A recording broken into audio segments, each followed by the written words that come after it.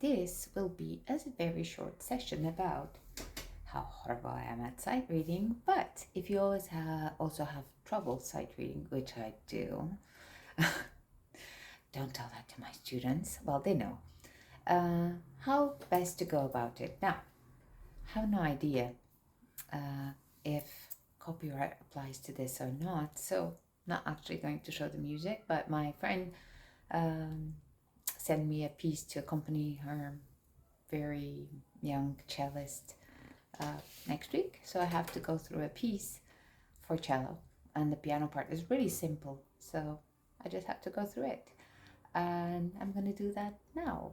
But how do you go through a piece that you never saw? Now, you probably already had that problem or not, depending on what stage you are in your musical journey or piano journey.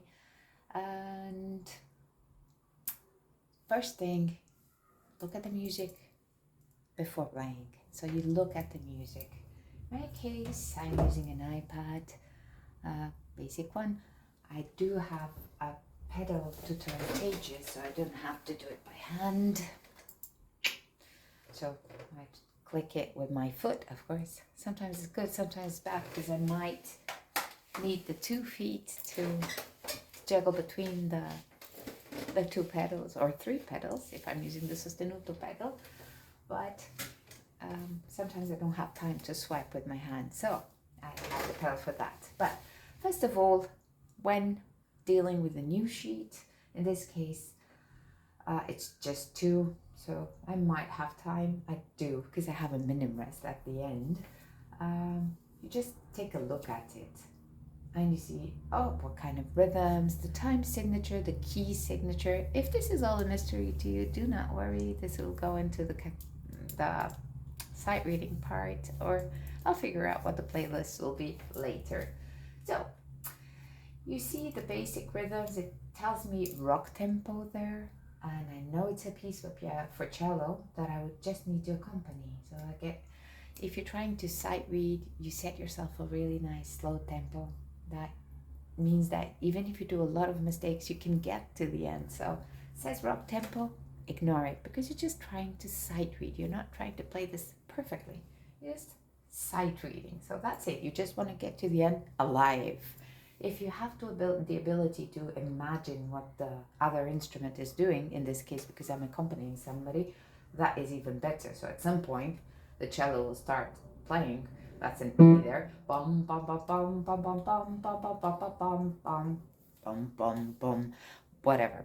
If you don't have that ability, we'll deal with that later. Okay. So, and then you take a look at that. You see intervals, rhythms. If you have the time, you do the 2-part rhythm in your lap. If you don't, you don't. It depends on how quickly you have to do it. So, tackling this. This is the C scale. No sharps, no flats in the key signature, 4/4 time signature, of course, if it's a rock tempo. I'm setting myself a really nice slow tempo here, okay? 1, 2, 3, 4.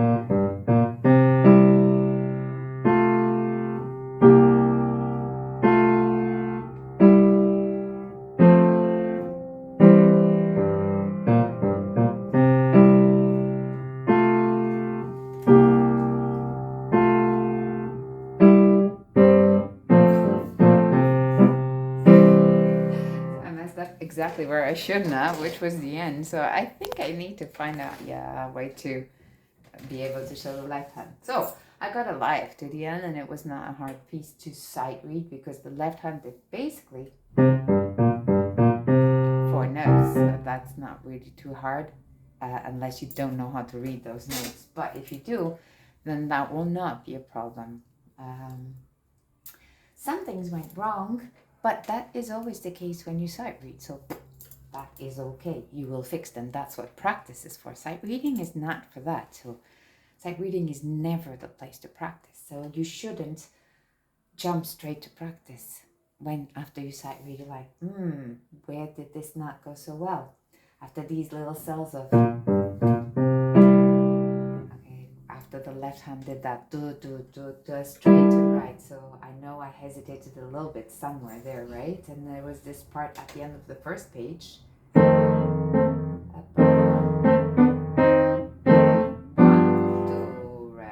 Rest, and here I hesitated as well. And the rest was basically fine. Then I had the nice appoggiatura. That was a cool part. So that means that probably after doing this once or twice, I probably would be able to do that tempo. I don't know the tempo, it just says rock tempo. Whatever it is, because it would not be too complicated. But what I mean about sight reading is that we think that if we play from beginning to end, we're practicing. We're not. We're sight reading. That's sight reading. Sight reading is just getting live to the end, figuring it out, seeing what the song is about. Hopefully here would be also imagining the bass.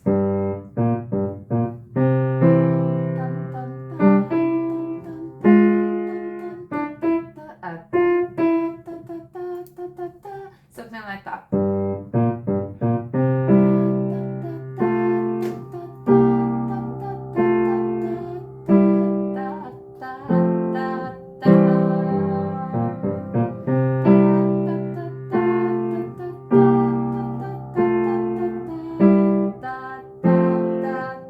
Because that really helps if you're accompanying somebody else that you know what you're expecting to hear. Oh my God, I've been at it for 7 minutes. But to make the point across is that never just play from beginning to end. If you don't have a problem with the beginning, don't practice it. Don't play it. Because if it's not the problem there, useless.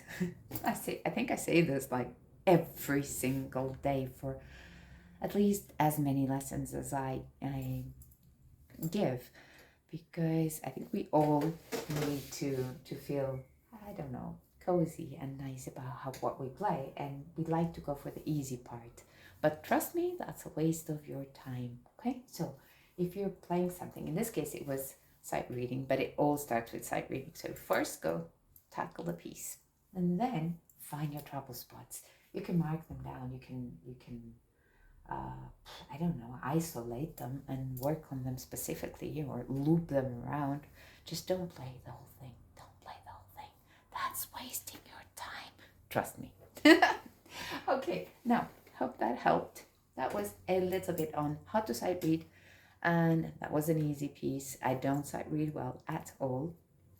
Hope it helps. And if you have any sight reading issues, remember, first of all, check the rhythm, time signature, accidentals, everything.